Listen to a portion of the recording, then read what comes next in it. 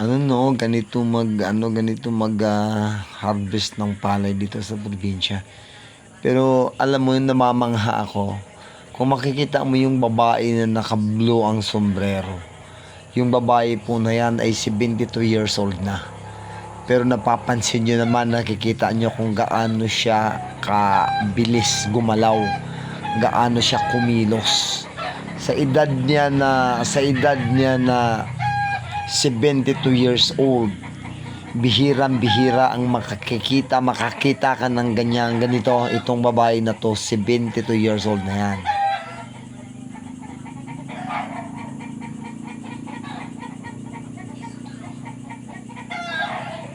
O, biruin mo, ayan.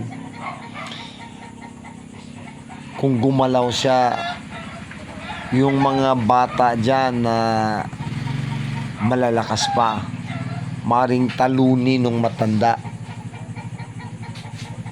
sa bilis ng kilos, sa bilis ng galaw. Napakahusay. Kung kayo makikita mo gaano gumilos yung matanda na yan, mamamangha ka.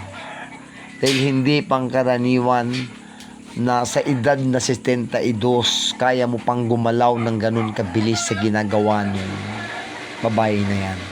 Kamag-anak ko yan. Kaya may pinagmamalaki ko na binayaan siya ng may kapal, na magandang kalusugan, maayos na pangangatawan, na sa kabila ng pagiging mataas na ang edad, ang paggalaw ay medyo kakaiba. Parang bata talaga.